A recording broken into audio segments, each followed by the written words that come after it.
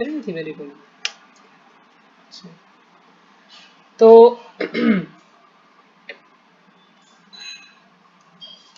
कल हमने किया था श्लोक संख्या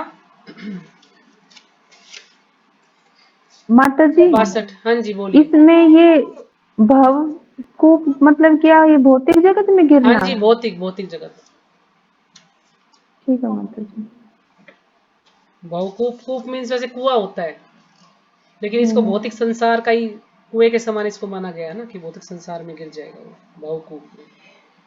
तो जैसे हमने कल किया था 62वां श्लोक, तो उसमें हमने पढ़ा था, इंद्रिय विषयों का चिंतन करते हुए मनुष्य की उनमें आसक्ति उत्पन्न हो जाती है ना। जब हम किसी के बारे में बार बार किसी इंद्रिय विषय के बारे में चिंतन करते हैं, मान लीजिए किसी को खाने का बहुत शौक है, बस सोचता रहेगा हाँ आज ये खाना है, आज ऐसा होना चाहिए, वैसे तो पूरे दिन वो सोचता रहेगा उसमें। जब उसको सोचता रहेगा तो उसकी उसमें आसक्ति हो जाएगी, है ना। फिर उसमें आसक्ति हो जाएगी तो उससे काम उत्पन्न होगा, यानी वो उसकी जो इच्छा वो खाना चाहता है वो पूरी ना हो।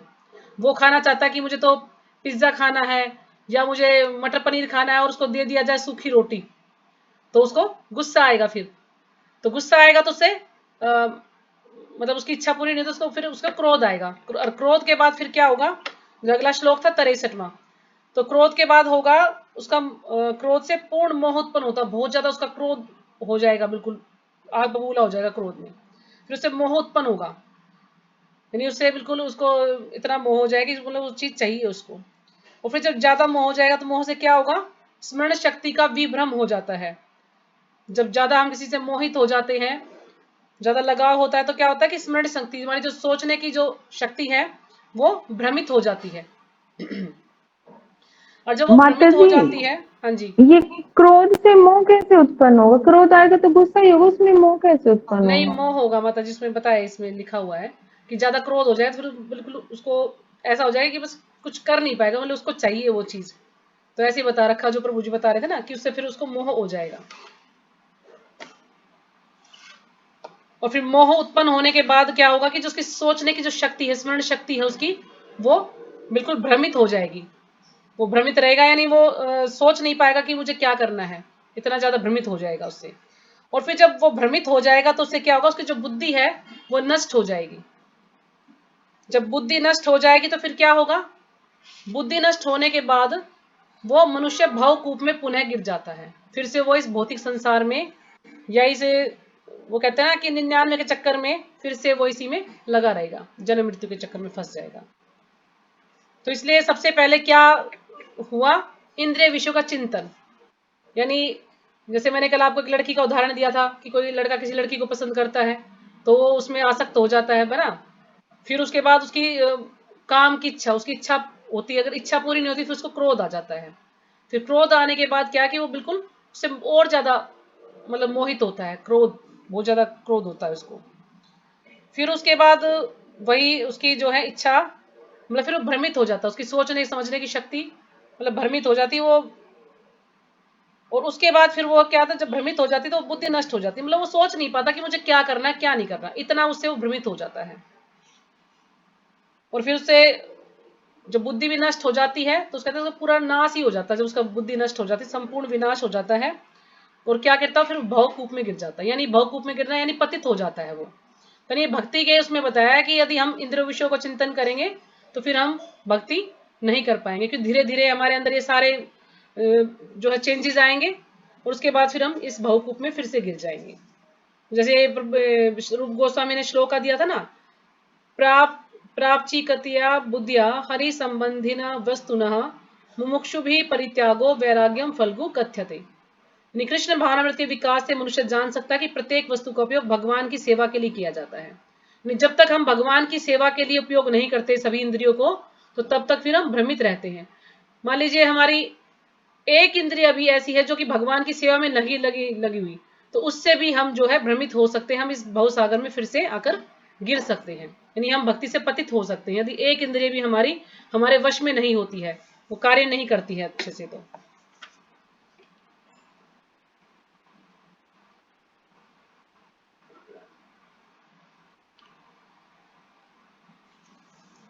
तो आज आगे पढ़ा था हमने राग द्वेष के बारे में, किंतु समस्त राग तथा द्वेष से मुक्त एवं अपनी इंद्रियों को संयम द्वारा वश में करने में समर्थ व्यक्ति भगवान की पूर्ण कृपा प्राप्त कर सकता है। यानी प्रेम से, यानी उसको ज्यादा प्रेम भी ना हो और ज्यादा घृणा भी ना हो किसी, यानी इन चीजों को उसे मुक्त हो जाएगा, तो अपनी इंद्रियों को संयम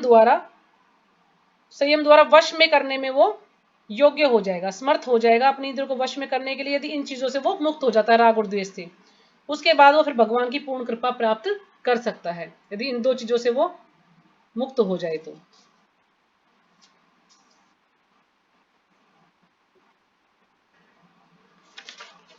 आगे पढ़ते हैं। हरे कृष्णा माता जी। हाँ जी, हरे कृष्णा। माता जी, 3 ताप आपने कल बताए थे, एक बार दोबारा एक्सप्लेन कर दीजिए। 3 ताप है माता जी, आदि भौतिक, आदि आदि दैविक, देविक, आदि आध्यात्मिक। आदि आध्यात्मिक। तो आदि भौतिक तो होते हैं जो कि हमारे मन के द्वारा और हमारे शरीर के द्वारा हमें मिलते हैं।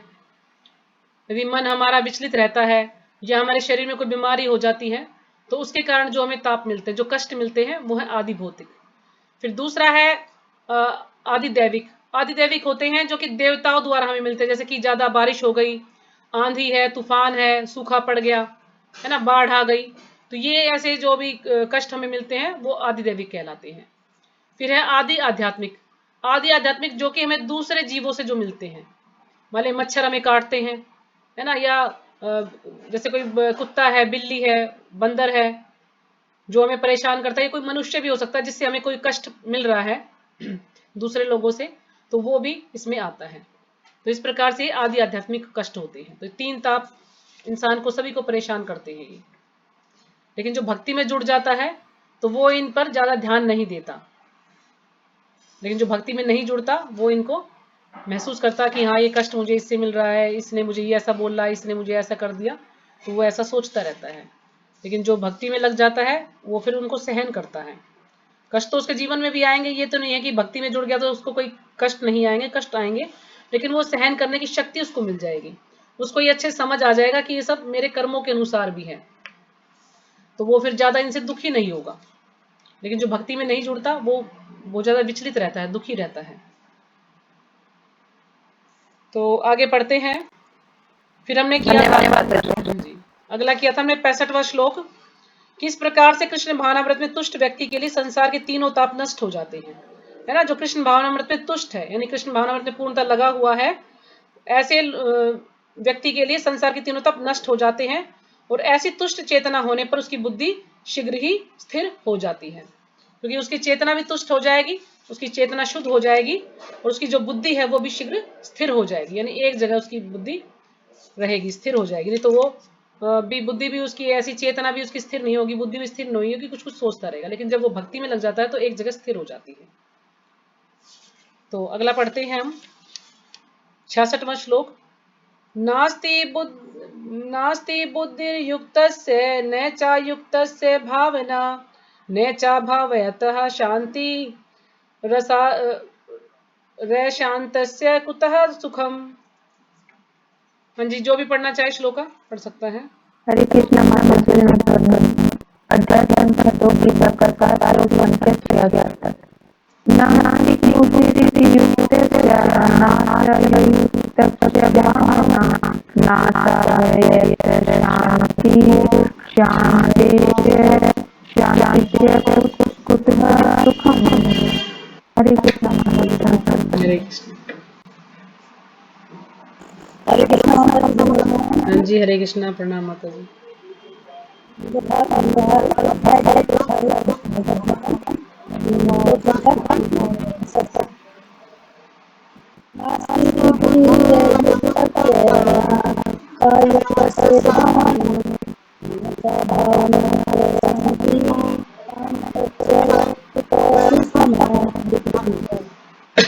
हरे कृष्ण।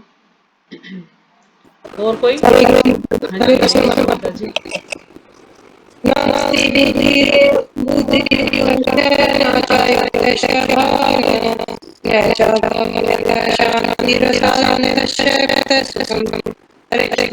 हरे कृष्णा। और कोई?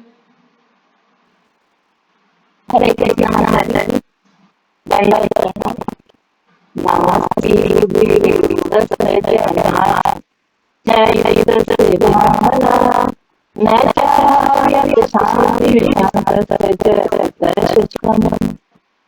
हरे कृष्ण माता जी। और कोई? सबका हो गया? वैसे सुशीला माता जी पहले से जुड़ी हुई हैं या अभी जुड़ी हैं ये? गीता माता जी अभी जुड़े हैं। वैसे जिस हिसाब से आप जुड़े हो उस हिसाब से श्लोक आप अच्छे से पढ़ पा रहे हो। टीचर हैं? अच्छा अच्छा, टीचर हैं तभी तो मतलब अच्छे से श्लोक आप पढ़ पा रही है, ऐसा लगता नहीं कि फर्स्ट टाइम जुड़ी है। अच्छा अच्छा, ठीक है। अच्छा, तो आप कह रहे थे ना माता जी, मोह मोह कैसे होगा? जैसे इसमें बताया था प्रभु जी ने कि जो आदमी बिल्कुल ज्यादा क्रोध में हो जाएगा ना, उसको इतना क्रोधित हो जाएगा, उसको बस वही दिखेगा जिसको वो पसंद करता है, उसको वही चीज दिखेगी, या उसको खाने की है, या उसको किसी लड़की से प्रेम है, या कुछ भी है, तो वो इतना कहते हैं इतना क्रोधित हो जाएगा, उसको बस वही दिखेगा और कुछ दिखेगा ही नहीं और कुछ सोचेगा ही नहीं वो। जैसे जिद नहीं हो जाती किसी को, बच्चे भी जिद कर लेते हैं, गुस्सा आता कि नहीं मुझे वो चीज चाहिए तो चाहिए, चाहे कुछ भी हो जाए उसके लिए मुझे वो चाहिए। तो ऐसा मतलब वो फिर उससे मोहित, उसको मोह ही कहा कि वो मोहित हो जाएगा उससे, कुछ सोच नहीं पाएगा, बस उसके बारे में ही सोचता रहेगा सारे दिन, बस इतना क्रोधित होगा कि बस मुझे चाहिए वो किसी तरह से वो चीज। तो ये इसलिए इसमें लिखा है मोह इसमें। तो शब्द पढ़ते हैं। न अस्ति नहीं हो सकती बुद्धि दिव्य बुद्धि अयुक्त कृष्ण भावना से संबंधित न रहने वाले में, न नहीं च तथा अयुक्त कृष्ण भावना से शून्य पुरुष का भावना स्थिर चित सुख में, न नहीं च तथा अभाव्यतः जो स्थिर नहीं है उसके शांति शांति अशांतस्य अशांत का कुतः कहाँ है सुखम सुख। तो जो कृष्ण भावनामृत में परमेश्वर से संबंधित नहीं है उसकी न तो बुद्धि दिव्य होती है और न ही मन स्थिर होता है, जिसके बिना शांति की कोई संभावना नहीं है। शांति के बिना सुख भी कैसे हो सकता है? तो हम सबको क्या चाहिए? शांति चाहिए, सबको सुख चाहिए, है ना। अब सुख कैसे मिलेगा? सुख मिलेगा जब हम भगवान श्री कृष्ण से जुड़ जाएंगे। जब हम भगवान श्री कृष्ण से जुड़ जाएंगे तो क्या होगा? हमारी जो बुद्धि है वो भी दिव्य हो जाएगी, हमारा मन भी स्थिर हो जाएगा और हमें शांति भी मिल जाएगी। जब शांति मिल जाएगी तो हमें सुख भी मिल जाएगा। तो सारी चीजें हमें मिलेगी। तो सबसे पहले जैसे मान लीजिए हमें क्या चाहिए? सुख। तो सुख के लिए क्या चाहिए? शांति। जब हम इंसान के जीवन में शांति हो तो सुख अपने आप ही मिल जाएगा उसको। और शांति के लिए क्या चाहिए? उसका मन जो है बिल्कुल स्थिर होना चाहिए, उसका मन स्थिर होना चाहिए और उसकी बुद्धि भी दिव्य होनी चाहिए। और ये चारों चीजें कब मिलेंगी हमें? जब हम भगवान, माता जी म्यूट कर लीजिए।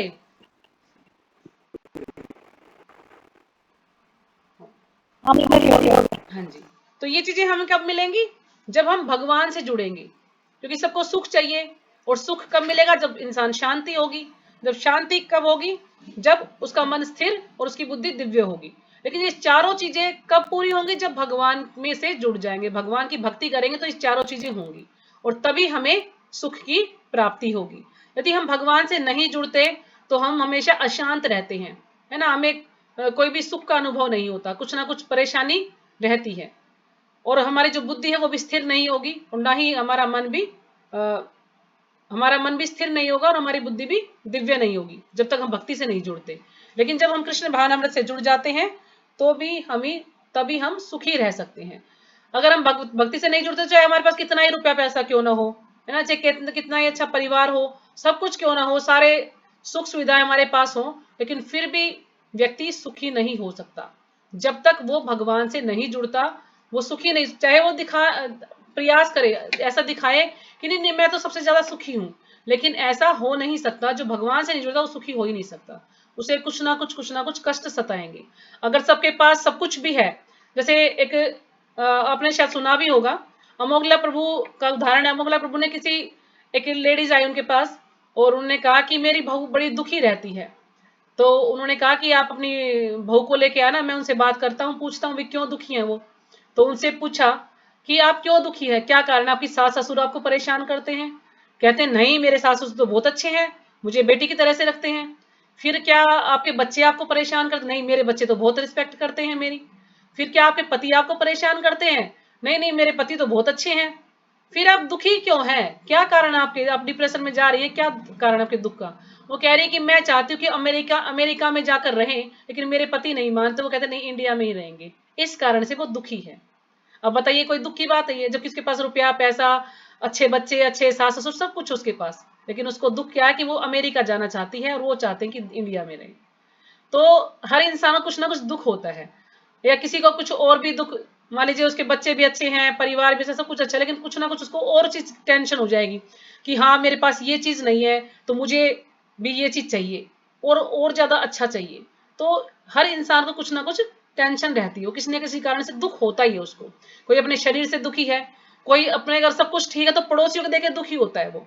वो सोचता है अरे इनके पास तो सब कुछ है, ये कुछ करते नहीं है, ये तो बड़े सुखी है, और मैं सब कुछ कर रहा हूं लेकिन फिर भी मैं दुखी हूं।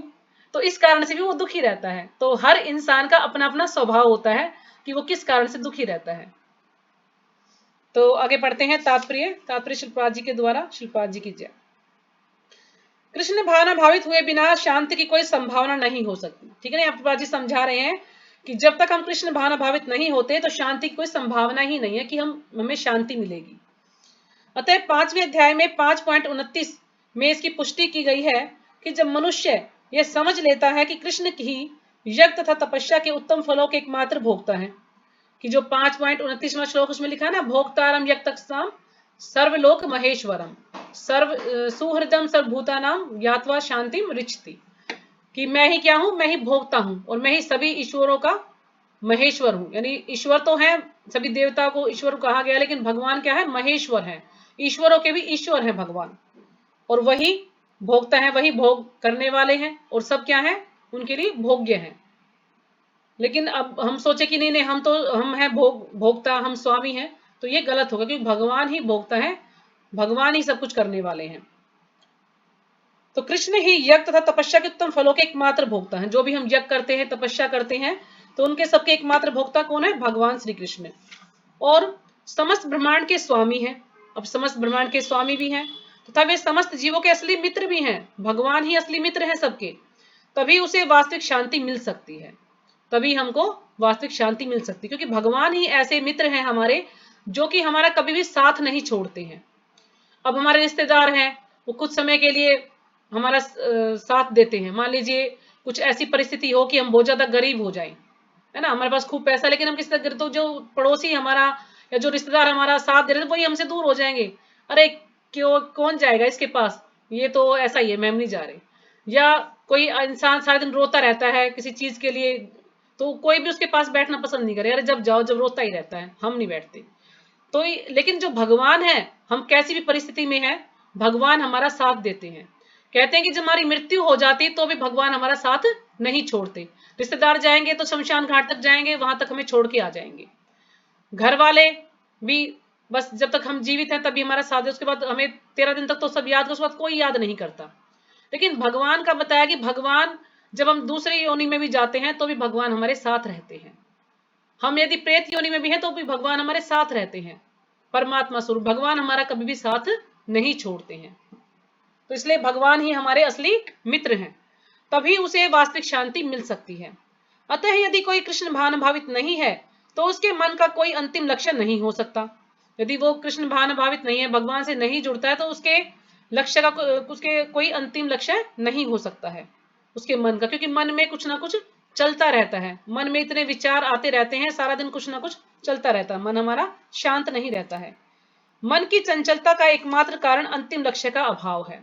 अब जो मन की चंचलता है उसका एकमात्र कारण क्या है, अंतिम लक्ष्य। यानी हमें पता ही नहीं हमारा लक्ष्य क्या है।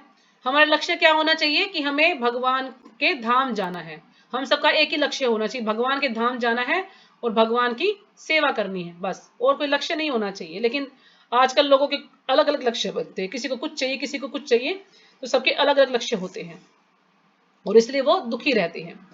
जब मनुष्य को यह पता चल जाता है कि कृष्ण ही भोक्ता, स्वामी तथा सबके मित्र हैं, तो स्थिर चित्त होकर शांति का अनुभव किया जा सकता है। जब उस व्यक्ति को ज्ञान हो जाता है कि कृष्ण ही भोक्ता है, कृष्ण ही स्वामी है और कृष्ण ही सबके मित्र हैं, तो स्थिर चित्त होकर शांति का अनुभव किया जा सकता है। तो उसका मन क्या है, स्थिर हो जाता है और फिर वो शांति का अनुभव कर सकता है। अतएव जो कृष्ण से संबंध न रखकर कार्य में लगा रहता है वह निश्चय ही सदा दुखी और अशांत रहेगा। लेकिन जो कृष्ण से नहीं जुड़ता है, कृष्ण से कोई संबंध नहीं रखता है, तो ऐसा व्यक्ति क्या करेगा, वो हमेशा दुखी और अशांत ही रहेगा। भले ही वह जीवन में शांति तथा आध्यात्मिक उन्नति का कितना ही दिखावा क्यों न करे, चाहे वो अपने जीवन में कितना ही दिखावा क्यों न करे कि मैं नहीं, मेरे जीवन में शांति है और आध्यात्मिक उन्नति का विकास है, मतलब आध्यात्मिक उन्नति को दिखाए कि मैं भक्ति करता हूं, मैं ये करता हूं, लेकिन वो सुखी नहीं हो सकता, उसे शांति नहीं मिल सकती जब तक वो कृष्ण से नहीं जुड़ता है। कृष्ण भावनामृत स्वयं प्रकट होने वाली शांतिमयी अवस्था है। अब जो कृष्ण भावनामृत है वो स्वयं प्रकट होने वाली शांतिमयी अवस्था है जिसकी प्राप्ति कृष्ण के संबंध से ही हो सकती है। तो जब हम भगवान से जुड़ जाते हैं तो हमें इसकी प्राप्ति हो सकती है, यानी जो शांति है वो हमें शांति प्राप्त हो सकती है, हमें सुख मिल सकता है यदि हम भगवान की भक्ति करें, भगवान से जुड़ जाए तो अगला श्लोक है 67वां 67। इंद्रियाणाम ही चरताम यन्मनोनुविधीयते तदस्य हरति प्रज्ञाम वायुर्नाव वायुर्नामिवाम्भसि। पढ़िए।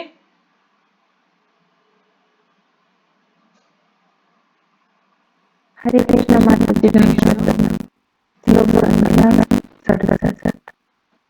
इंद्रियाणां निचरतां यत् मनो अनुविधीयते तदस्य हरि प्रज्ञां वायुर्नावमिवाम्भसि। हरे कृष्ण माता जी। हरे कृष्ण।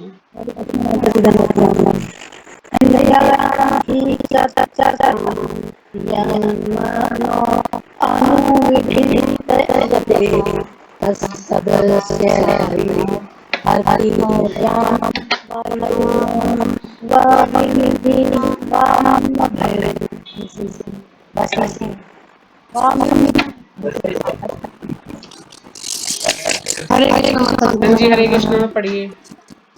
इंद्रियाणां विचरतां यन्मनोनुविधीयते तदस्य हरति प्रज्ञां वायुर्नावमिवाम्भसि।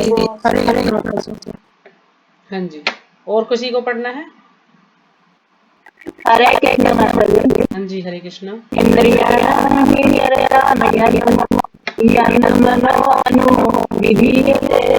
तदस्य हरति प्रज्ञां वायुर्नावमिवाम्भसि। हरे कृष्ण माता जी। हाँ। और कोई?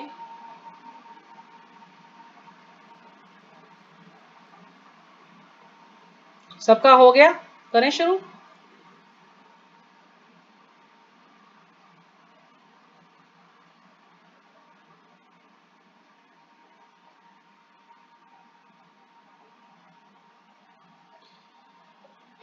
तो शब्दार्थ, इंद्रियाणाम इंद्रियों के ही निश्चय ही चरताम विचरण करते हुए यत जिसके साथ मनः मन अनुविधीयते निरंतर लगा रहता है तत् वह अश्य इसकी हरती हर लेती है प्रज्ञा बुद्धि को वायु नावम नाव को इव जैसे अम्भसी जल में। तो अनुवाद, जिस प्रकार पानी में तैरती नाव को प्रचंड वायु दूर बहा ले जाती है। अब जब पानी में कोई नाव तैर रही है, मतलब समुद्र में कोई नाव तैर रही है, नदी में या समुद्र में, तो बहुत तेज प्रचंड वायु, काफी तेज हवाएं चल जाए, बिल्कुल आंधी आ जाए, तो उससे क्या होगा कि वो नाव को दूर बहा ले जाती है। उसी प्रकार विचरणशील इंद्रियों में से कोई एक जिस पर मन निरंतर लगा रहता है। अब जो इंद्रियां हैं वो विचरण करती रहती, कुछ ना कुछ उनके दिमाग में चलता है, कुछ ना कुछ करती रहती है, कुछ ना कुछ कार्य चाहिए उनको करने के लिए। तो यदि उनमें से एक इंद्रिय भी जिस पर मन निरंतर लगा रहता है, यानी विचरणशील इंद्रियों में से कोई एक जिस पर मन निरंतर लगा रहता है, मनुष्य की बुद्धि को हर लेती है। यानी एक इंद्रिय जो उसके वश में नहीं है, वो बार बार उसी को बारे में सोचता रहता है, तो वो क्या करती है, उसकी बुद्धि को हर लेती है इंद्रिय। तो इसमें अनुवाद में तात्पर्य शिल्पाद जी के द्वारा, शिल्पाद जी की जय, कि यदि समस्त इंद्रियां भगवान की सेवा में न लगी रहें और यदि इनमें से एक भी अपनी तृप्ति में लगी रहती है,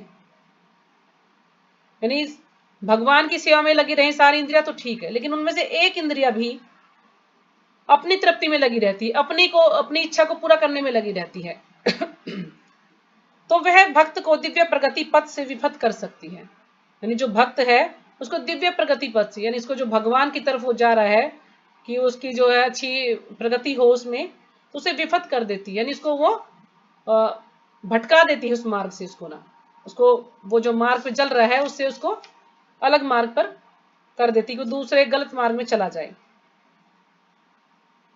तो जैसा कि महाराज अम्बरीश के जीवन में बताया गया है कि समस्त इंद्रियों को कृष्ण भावनामृत में लगा रहना चाहिए, क्योंकि मन को वश में करने की यही सही एवं सरल विधि है।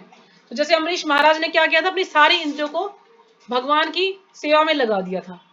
तो इसलिए अम्बरीश महाराज कोई भी कार्य करते तो भगवान की तुष्टि के लिए करते थे, उनका अपना कोई भी उसमें स्वार्थ नहीं था, अपनी कोई भी इच्छा नहीं थी। वो जो भी कार्य करते सिर्फ भगवान की को प्रसन्न करने के लिए करते, अपनी सारी इंद्रियों को भगवान की सेवा में लगा रखा था। यदि इन इंद्रियों में से कोई एक इंद्रिय भी भगवान की सेवा में नहीं लगती तो भी क्या है, सही नहीं है। अगर हम भक्ति कर रहे हैं, अगर एक इंद्रिय भी हमारे वश में नहीं है तो उससे क्या होगा, जो दिव्य प्रगति का पथ है, जो हमारा इतना जो उत्तम पथ है, उससे हमें विपथ कर सकती है, यानी हमारे मार्ग से भटका सकती है। तो इसलिए हमें अपनी सारी इंद्रियों को अपने वश में करना जरूरी है, तभी हम भगवान की भक्ति अच्छे से कर पाएंगे।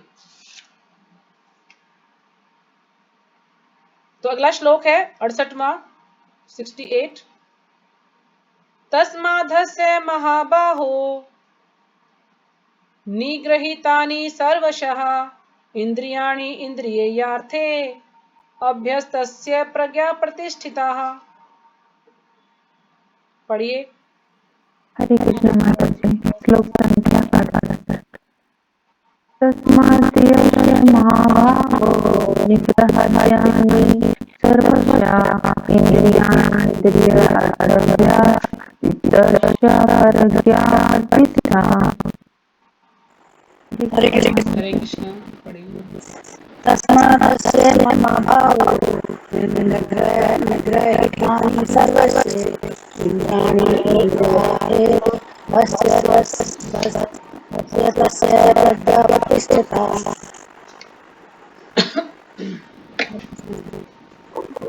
हरे कृष्ण माता जी। हरे कृष्ण। पढ़िए।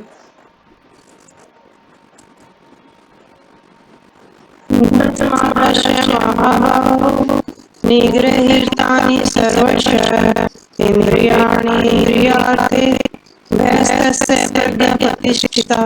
हरे कृष्ण। जी हरे कृष्ण। और कोई? हरे कृष्ण माता जी। जी हरे कृष्ण। प्रणाम माता जी। पढ़िए। तस्मादस्य महाबाहो निगृहीतानि सर्वशः इंद्रियाणि इंद्रियार्थे अभ्यस्तस्य प्रज्ञा प्रतिष्ठिता। हाँ जी। और कोई? हरे कृष्ण माता जी। हाँ जी पढ़िए। हाँ पढ़िए माता जी।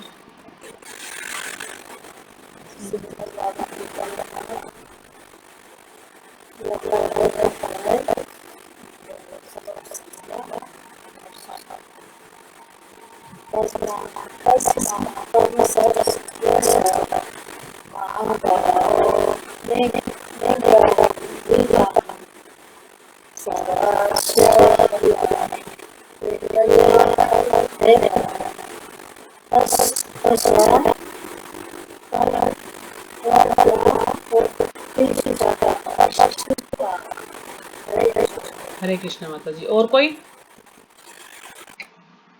तो शब्दार्थ, तस्मात् अतः, यश्च जिसकी, महाबाहो हे महाबाहु, निगृहीतानि इस तरह वशीभूत, सर्वशः सब प्रकार से, इंद्रियाणि इंद्रियां, इंद्रिय अर्थे भय, इंद्रिय विषयों से, तस्य उसकी, प्रज्ञा बुद्धि प्रतिष्ठिता स्थिर। अनुवाद। अतः हे महाबाहु, जिस पुरुष की इंद्रियां अपने अपने विषयों से सब प्रकार से विरत होकर उसके वश में हैं, उसी की बुद्धि निसंदेह स्थिर है।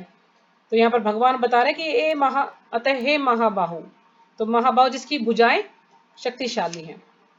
तो अर्जुन के काफी नाम उन्होंने अलग अलग नाम रखे हैं, तो उनको महाबाहु के नाम से बुला रही हैं कि जिस पुरुष की इंद्रियां अपने अपने विषयों से सब प्रकार से विरत होकर उसके वश में है। विरत यानी अलग होकर, उसकी जो इंद्रियां हैं, वो जितनी भी इंद्रियां हैं सारी अपने विषयों से अलग हो जाएं, अलग हो जाएंगी तो वो उसके वश में हो जाएंगी।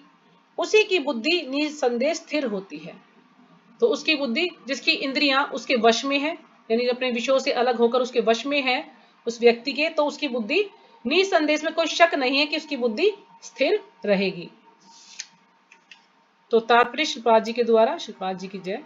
कृष्ण भावनामृत के द्वारा या सारी इंद्रियों को भगवान की दिव्य प्रेमा भक्ति में लगाकर इंद्रिय तृप्ति की बलवती शक्तियों को दमित किया जा सकता है। अब यहाँ पर प्रभुपाद जी कह रहे हैं कृष्ण भावनामृत के द्वारा या सारी इंद्रियों को भगवान की दिव्य प्रेमा भक्ति में लगाकर, है ना, या जब हमारी सारी इंद्रियां भगवान की भक्ति में लग जाती हैं तो उससे क्या होगा कि इंद्रिय तृप्ति की बलवती शक्तियों को दमित किया जा सकता है। यानी जो इंद्रियों की जो बलवती शक्तियां हैं, यानी जो इनके विषय हैं, उनसे इनको दमित किया जा सकता है, यानी इनसे इनको हम अपने वश में कर सकते हैं, कंट्रोल किया जा सकता है इनको। जिस प्रकार शत्रुओं का दमन श्रेष्ठ सेना द्वारा किया जाता है। अब मान लीजिए कोई शत्रु है तो उसको हराने के लिए बहुत अच्छी सेना चाहिए ताकि जो उन शत्रुओं को हरा पाए। तो इसी प्रकार से हमारी जो इंद्रियां हैं उनको भी हम कंट्रोल कर पाए। कैसे? जब भगवान की भक्ति से जुड़ जाएंगे तो उनका हम दमन कर पाएंगे, उनको हरा पाएंगे। उसी प्रकार इंद्रियों का दमन किसी मानवीय प्रयास के द्वारा नहीं अपितु उन्हें भगवान की सेवा में लगाए रखकर किया जा सकता है। तो हम क्या कर सकते हैं कि जो हमारी इंद्रियां हैं उनका दमन किसी मानवीय प्रयास के द्वारा नहीं कर सकते, कि हम कोई प्रयास करें कि उनको अपने वश में करें, तो हम उसको वश में नहीं कर सकते इंद्रियों को। उसको वश में कैसे करेंगे? अपितु उन्हें भगवान की सेवा में लगाए रखकर किया जा सकता है। यदि भगवान की सेवा में हम सारी इंद्रियों को लगा देंगे तो इंद्रियां हमारे वश में हो जाएंगी।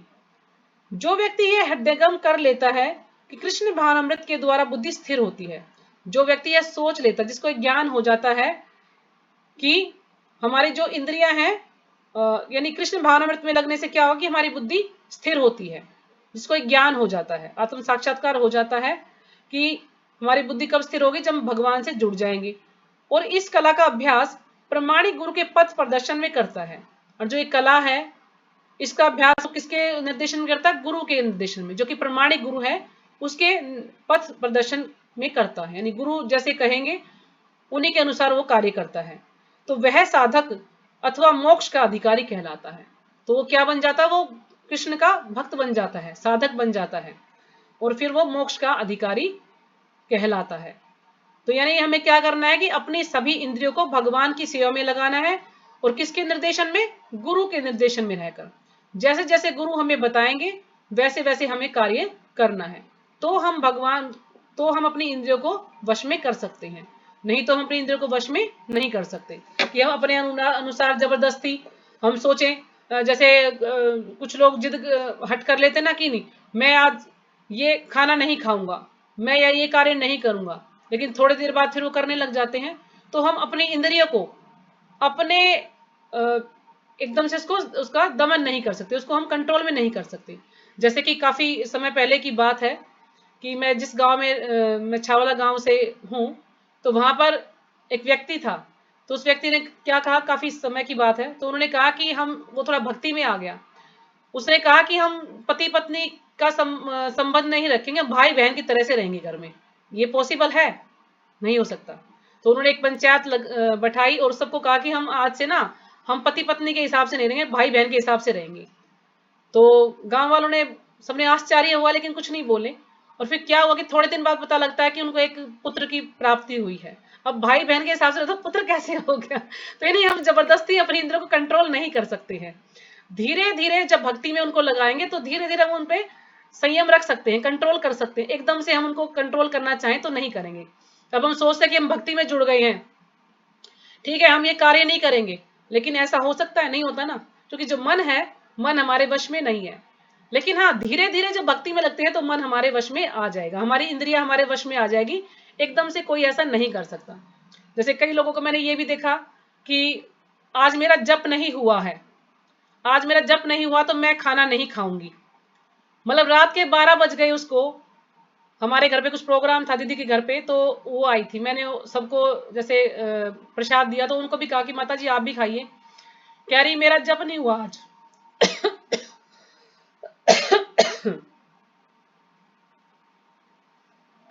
तो उस टाइम 10:30 का टाइम था शायद, तो मैंने कहा जप नहीं हुआ तो आपने अभी तक खाना नहीं खाया, और मान लीजिए आपका जब 12 बजे तक भैया यहाँ से जाएंगे आपको तो 11 बज जाएंगे, जाके आप जब 12 बजेंगे तो आप क्या खाना नहीं खाएंगे? कह रही मैं तो बहुत बार ऐसा कर, जब मेरा जप नहीं होता ना तो मैं खाना ही नहीं खाती हूँ उस दिन, जब तक मेरा जप नहीं, चाहे रात के 12 बजे कितने ही बज जाए। तो आप बताइए क्या ये चीजें निभने वाली हैं? ऐसे लंबे समय तक भक्ति में चल सकता है कोई इंसान? नहीं चल सकता, मेरे हिसाब से नहीं चल सकता। लेकिन हो सकता है कोई लोग इतने तपस्वी हैं वो तपस्या कर सकते हैं। तो मैंने तो आज तक भी कोई ऐसा नियम नहीं लिया है कि अगर मेरा जप नहीं होगा तो मैं खाना नहीं खाऊंगी, जप नहीं होगा तो मैं सोऊंगी नहीं। ये 2-4 दिन तो ये चीजें चलती हैं, लेकिन फिर क्या होता है कि शरीर में कुछ ना कुछ कमियां आनी शुरू हो जाती है। इंसान बिना खाए भी नहीं रह सकता, बिना सोए भी नहीं रह सकता, उसको 6 घंटे की नींद लेना जरूरी है। हाँ जी, इतना तो होता है कि भाई सुबह सुबह और हमारी माला जब जब 4 5 6 7 ये तब तक नहीं ले सकते। हाँ तो हो जाती है तो ठीक है माता जी, नहीं हो पाती कई बार परिस्थिति, जैसे मेरी परिस्थिति ऐसी है कि कई बार तो मेरा जब सुबह ही हो जाता है, कई बार रात को 11 बजे तक भी होता है, और कई बार ऐसा भी हुआ कि होता ही नहीं है, कुछ माला रह मुझे अगले दिन पूरी करनी पड़ती है। तो क्या मैं सोचूं कि मैंने सोऊंगी नहीं, आज मेरा जप नहीं हुआ, आज मैं खाऊंगी नहीं, मेरा जप नहीं हुआ, तो क्या मैं घर के जो कर्तव्य अपने जो कार्य वो पूरा कर पाऊंगी? नहीं होगा। लेकिन अपने आप पे कंट्रोल होना तो हो सकता है, लेकिन घर में किसी और को लेना पड़े और उसके साथ साथ लेना पड़े तो फिर नहीं नहीं हो सकता माता जी। आदमी एक दिन भूखा रह लेगा, 2 दिन तो नहीं रह सकता। जब 2 घंटे 4 घंटे कह लो सुबह का नहीं खाया तो शाम को तो चाहिए। अब बिना सोए भाई मेरे हिसाब से तो काम चलता नहीं है। लेकिन मैंने उनको भी समझाया कि माता जी आप ऐसा नियम बनाएंगे तो ये ज्यादा लंबे, अगर हमें भक्ति में ज्यादा लंबे समय तक चलना तो ऐसे भक्ति नहीं हो पाएगी। हमें भक्ति में लंबे रेस का घोड़ा बनना है, ये नहीं कि अभी तो हम बहुत ज्यादा स्ट्रिक्ट है, नहीं हम ये नहीं करेंगे और थोड़े दिन में ही हम छोड़ दे भक्ति को, भी हमारे बस की नहीं है करनी, तो ये सही नहीं है। बाकी कहते हैं सच्चीपति प्रभु भी कई बार लेक्चर में बोलते हैं कि यदि हमारा जप नहीं हुआ तो हमें खाना नहीं खाना चाहिए, जप नहीं हुआ तो हमें सोना नहीं चाहिए। लेकिन मेरे हिसाब से भाई या तो मैं नहीं कर पाती हूँ, मेरे से मतलब इतना नियम नहीं होता है, जबकि मुझे भक्ति में जुड़े कम से कम 20-22 साल हो गए हैं, लेकिन फिर भी मेरे से इतने कठोर नियम नहीं हो पाते हैं। तो इसलिए हमें अपनी इंद्रियों को ना जबरदस्ती कंट्रोल नहीं कर सकते हैं, धीरे धीरे धीरे धीरे कंट्रोल करेंगे इंद्रियों को जब हम भगवान की सेवा में उनको लगा देंगे। बाकी आप अगर लोग अच्छे से कर पाते हैं ऐसे स्ट्रिक्ट नियम तो बहुत अच्छी बात है, करिए, बहुत अच्छी बात है अगर आप निभा पा रही हैं। माता जी मैं तो बिल्कुल नहीं कर पाती। तो मैं तो नहीं कर टाइम पाती, मैं अपना ही बता रही हूँ क्योंकि मेरे से नहीं होता इतना। माता जी थोड़ा जल्दी टाइम कर दो, अब सर्दी होने लगी। तो बताइए माता जी आप जब कहेंगे हम तो जब टाइम कर देंगे। थोड़ा सा सबकी राय हो ना, सबकी राय हो, सबकी बात ना। बनाने लग जाती है। अब मैंने उस दिन आपसे सबसे सलाह की थी, किसी को 5 बजे दिक्कत है, किसी को 4 बजे दिक्कत है, किसी को किसी समय दिक्कत है, तो फिर कैसे क्या समय रखा जाए आप खुद सोचिए। या तो हम चाहें तो दोपहर का समय रख सकते हैं हम तो। उनके बाद हमारी नींद नहीं लगती, हम भी 3 बजे उठते हैं माता जी।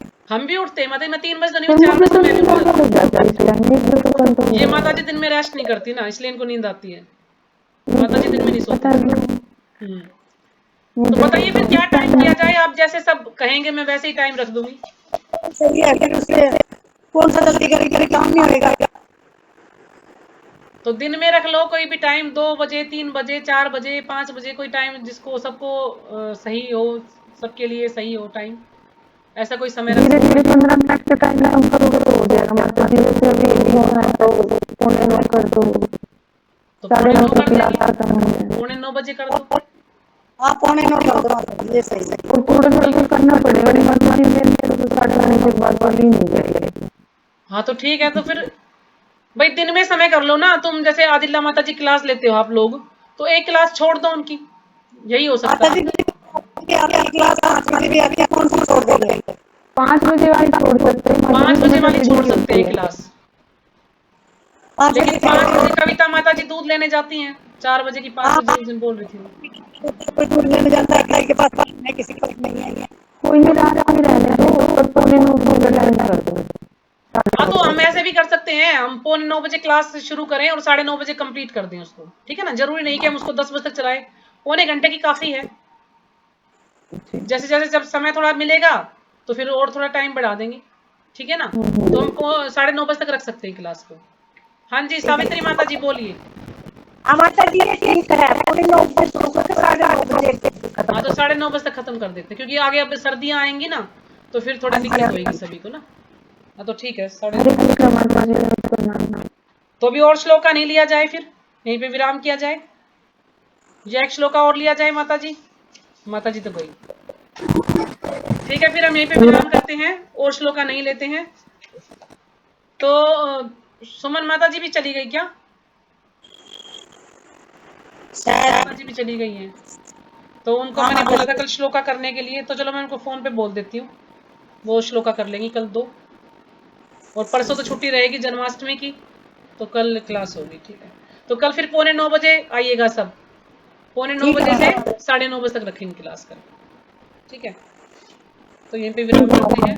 हरे कृष्ण माता वांछा कल्पतरुभ्यश्च कृपा सिन्धुभ्येव च पतितानां पावनेभ्यो वैष्णवेभ्यो नमो नमः। सभी का बहुत बहुत धन्यवाद। तो सभी लोग जा सकते हैं।